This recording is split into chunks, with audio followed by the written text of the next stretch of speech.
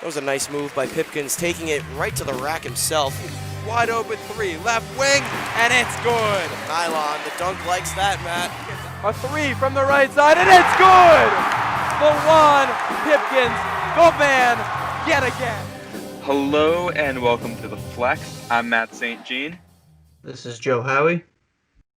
The Friars coming off of a disappointing loss at Butler, 70-64, in a game where the Friars were favored by 2.5 points, and I know we both had them by a lot more. Disappointing performance all around. The Friars shot poorly. You had Nate Watson and David Duke in double figures yet again.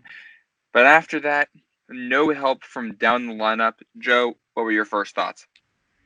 Well, my initial thoughts here is, well, first, this is a disclaimer. I am not riding the fire Ed Cooley train. That we don't like that narrative here on that podcast. We think that's a ridiculous narrative across Twitter, whoever says that. But I will say there were some poor coaching decisions, especially in the second half. Nate Watson, who was your leading scorer, who is the most consistent scorer on the team, did not get a look in the paint until there were less than 10 minutes left. And from that point on, he only got 4 looks.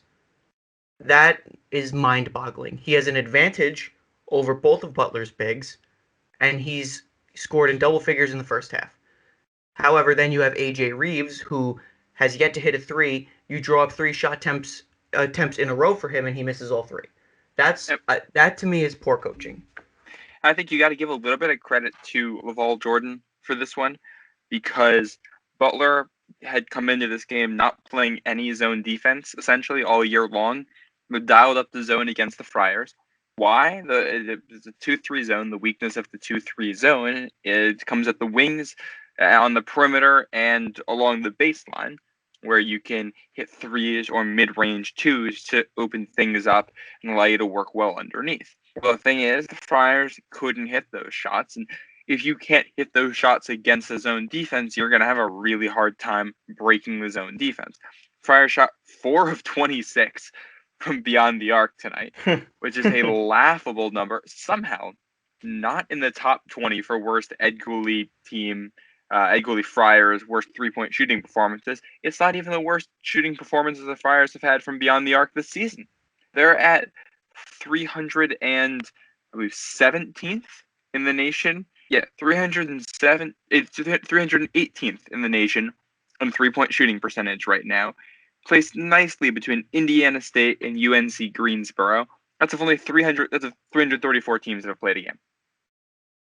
I mean, that's disgusting. I mean, that's just the game was not enjoyable from start to finish. It's 2 days till Christmas, and 26 threes. I mean, after we went, what was it? We were like 1 for 10 in the first half. Ed should have realized, maybe we should stop drawing up 3-point plays, especially when we're suffering against the Butler zone. There are so many mind-boggling decisions this game. I couldn't really get a grasp on it. I have family over. It's Christmas season. This was a tough game to watch for me as a fan. And I think the biggest enigma for me, going back to Nate Watson, is why we didn't utilize him. I mean, you had a bunch of different rotations out there. You had guys coming in, and I get it. We had people in foul trouble. But through all the people that you didn't use, I think Nate Watson was the most underused today. And second most underused is going to be Jimmy Nichols. He was perfect from the field with 8 points. I mean, he was starting to come on. He hit 2 back-to-back jump shots in a row from about the free throw line. That was around the 7-minute mark in the second half when we started to chip away at that double-digit lead. I thought, all right, this could be it. You get Jimmy a couple shots, you get Nate a couple shots, and we're back in this. But nope, we're going to take contested threes with AJ, who was having a cold night. And, that's basically where the game went. You said a couple different things. I'm going to start on that first one about Nate Watson. Yeah, he scored 19 points and he was somehow underused. You were absolutely spot on. 9 of 12 from the field. There's a guy who's played fantastic basketball for Providence all year long, coming off the best performance of his career. And when they fed him, it worked. Give credit to Butler's defense for denying him and not allowing him opportunities underneath. But you got to question what's going on when you can't get him more looks than that. And then I'm going to You talked about what happened at the wing position. I'm going to go back to our pregame discussion. We talked about A.J. Reeves, Greg Gant, Noah Horkler, Chris Monroe, Jimmy Nichols at the wing position. How is that going to figure out? Well, at the end of the day, the rotation doesn't matter if, for the most part, none of them play a good game. Your best performance from the wing was from Jimmy Nichols, who had 8 points, but he was limited because he had 4 fouls. Greg Gant only had 2 points and had 5 fouls, ended up fouling out. Noah Horkler got into foul trouble early in the second half, so he had 4 fouls, basically sat the rest of that game. And Reeves didn't get into foul trouble, but honestly, it probably would have been better if he did and wasn't on the court. This is a 1 of 10 from the field, 0 of 7 from beyond the arc. This is his worst shooting performance in college.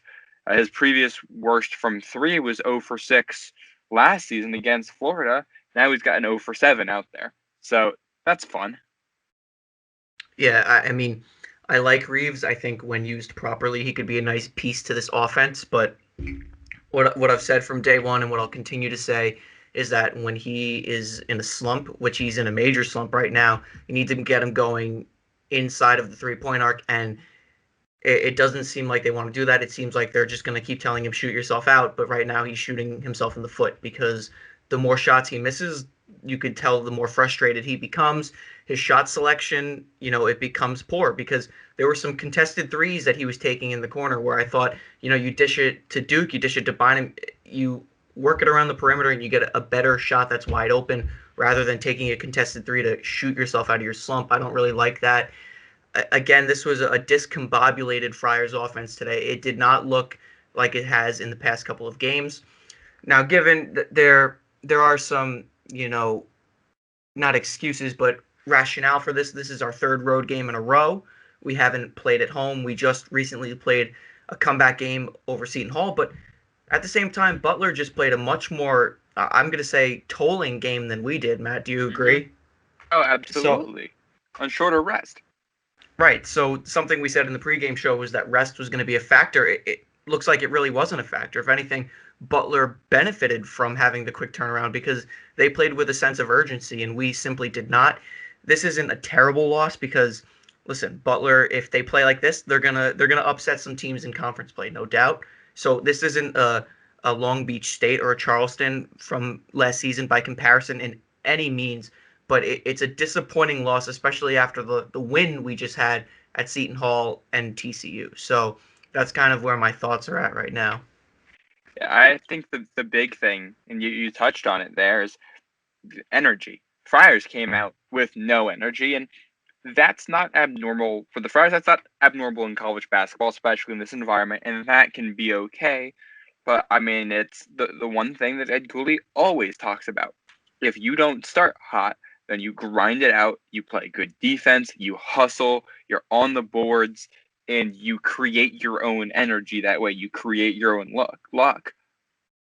The Friars Yeah. didn't have it. Friars got beat on the boards. They got out rebounded.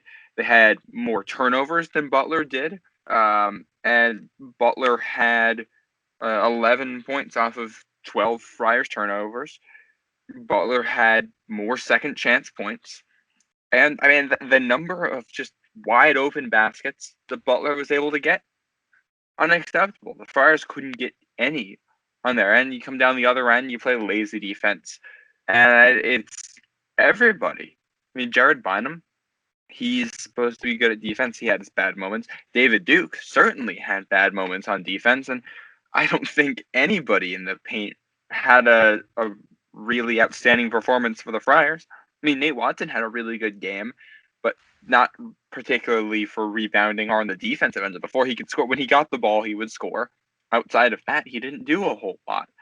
It was the points in the paint. It was 38 for Butler to 32 for Providence. It's just, and also another stat: 7 steals for Butler, 3 for Providence. This is clearly a Butler team that wanted the game more, and they're playing without their best player, Aaron Thompson. Come on. How are you going to turn in a performance like this? It's on Ed Cooley, for sure, but it's also on the players. It's on all of them. Yeah, Butler playing without their star player and, basically handing us a loss. I don't think the score is indicative of how he played. I think that adds insult to injury a little bit because that's basically saying even without our best guy, we can still beat you, even though you're supposed to be better than us. And they gave it to us. They gave it to us in coaching, and they outplayed us. 2 points that you just brought up, Matt, about points in the paint and rebounding. That's really disappointing from this team. Our offense thrives on using our wings, forwards, and bigs in the paint, and to get owned on the glass by a smaller team, that's just that's just wanting it more. That's physicality and that's energy. I mean, if we're getting out rebounded, we deserve to lose. That's what it comes down to, especially when you out rebound Seton Hall, who has two bigs that are bigger than our entire team combined. 6'11" and 7 foot versus 6'10" is our big.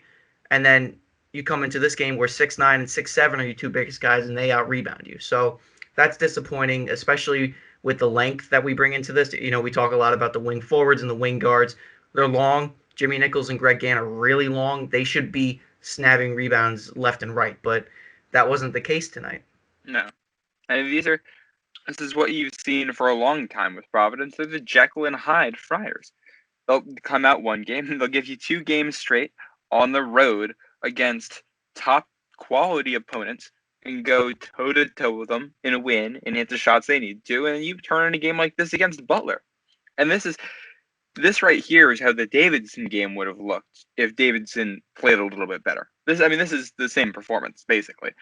Friars shooting almost very similar numbers from 3. They were, I believe, 2 of 16 from 3, 4 of 26 in this one, which the fact that there's 8 more attempts when you're shooting that poorly from beyond the arc is just, that's bad. That's really bad. But it's just... One thing I'd like to point out, too, is the number of free throws we shot. We went 8 for 10 on the entire game, and Butler went 13 of 23. Now, I'm not upset about missed free throws because I think 80% is fine. I think that's good.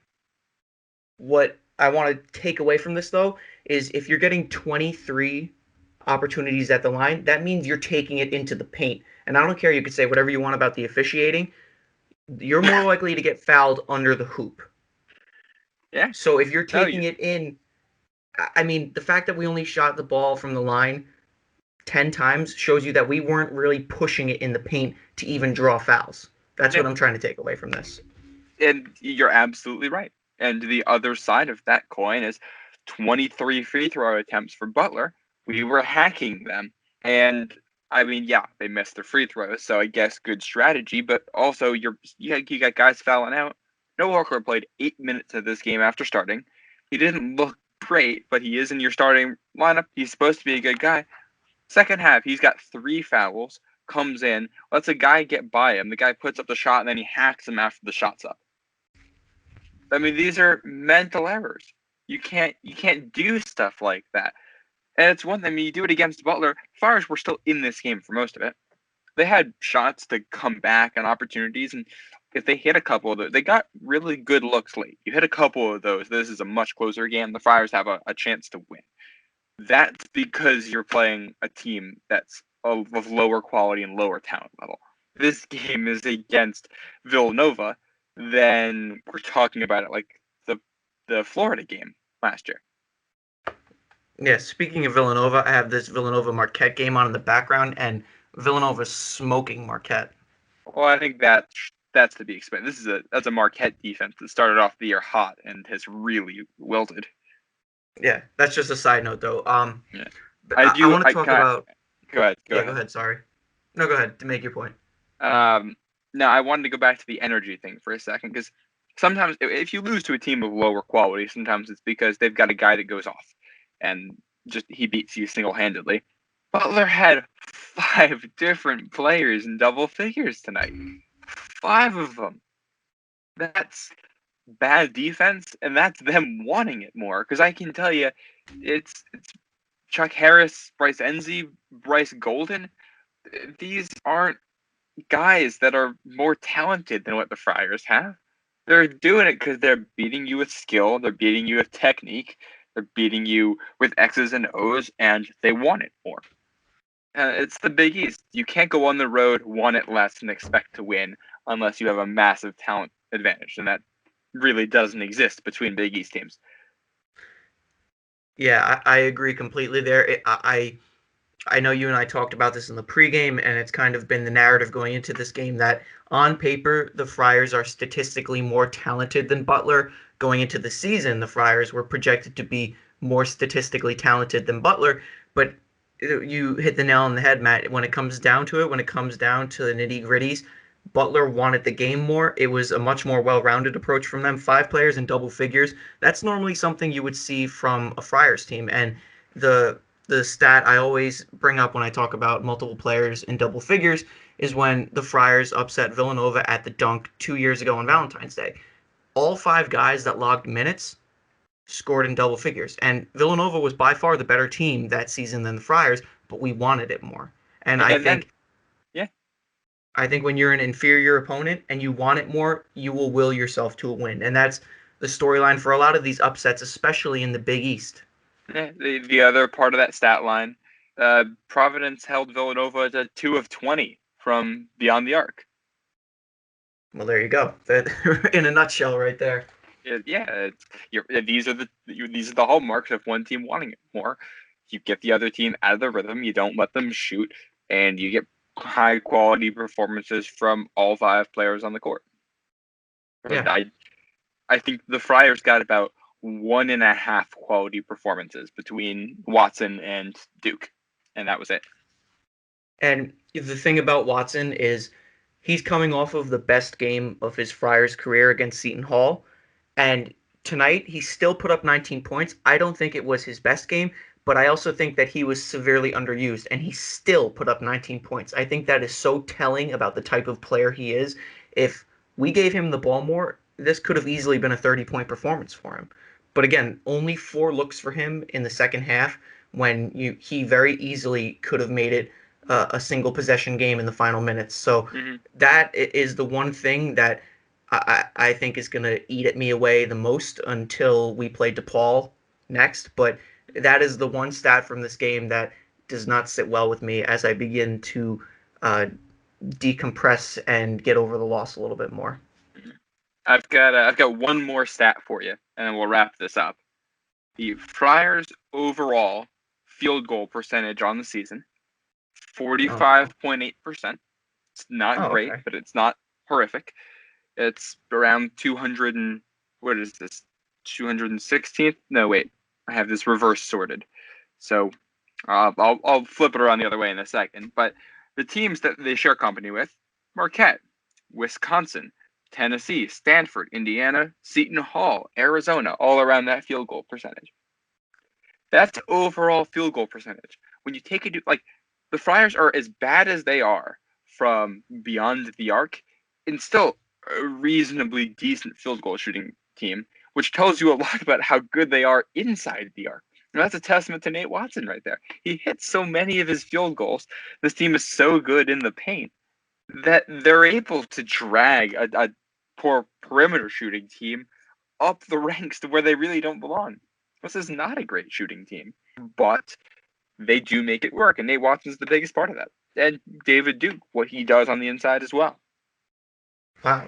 I'm still in shock that our field goal percentage is that high, given how terrible we are at 3-pointers. I think, Matt, you said it. That is a testament to our ability to hit high percentage shots, and they're called high percentage shots for a reason. You're supposed to make them, but uh, if the stat you just brought up has any relation or correlation to the game we just played, you need to look at the usage of Nate Watson versus the amount of 3-pointers we took today, and there's your storyline. That's what it comes down to. We missed too many threes because we took too many threes, and Watson didn't get enough touches. Yeah, I think that sums it up right there. Do we want to wrap this up at that point? Yeah. I'm glad I'll have a day to get over this before Christmas, because this is a loss that stings a little bit. You know, we were high on the Friars after their win at Seton Hall. We thought we were going to come dominate Butler. It's not a terrible, terrible loss because Butler has a lot of potential to upset some teams and make some noise in the Big East. But what I will say is the next 2 games for the Friars, just got a little more weight, baggage, whatever you want to call it, added onto them. You can't lose at home to DePaul, and you need to split the season series with Butler. You cannot let them take it. Here, I'll ask you one fun question to wrap up here, actually, because we are right before Christmas. If you are Santa Cooley, you go to the Christmas tree, Christmas morning. You got some presents under there. What do you hope to open up for these Friars? What gift does this Friars team need? A big fat W. I want to blow out DePaul. Quite honestly, I think we just need a good old-fashioned beatdown to get ourselves back into this. We need to get our confidence up, and there's no better way to do that than an offensive beatdown, a clinic, if you will. Yeah, I mean, you said it right there. This team needs confidence. You're not going to shoot well. You're not going to play well until you feel like you're playing well. Sometimes you got to fake it till you make it. But there's no doubt the Friars did not have it tonight. Once again, the Friars fell 70-64 at Butler. They fall to 5-3 all time at Butler and 5-3 on the season, 1-1 in conference play. Your high scorers in this one: Nate Watson with 19, David Duke with 17, and David Duke led the team with 8 rebounds and 5 assists as well. So solid all-around performance from him and Nate Watson. But again, a Friars loss. Providence's next game will be December 27th, their first home Big East game, where they will take on the DePaul Blue Demons. We will have the preview for that game coming to you after Christmas. But from us here at the Flax, thank you for listening. Follow us on the socials, and Merry Christmas. Merry Christmas. Go Friars.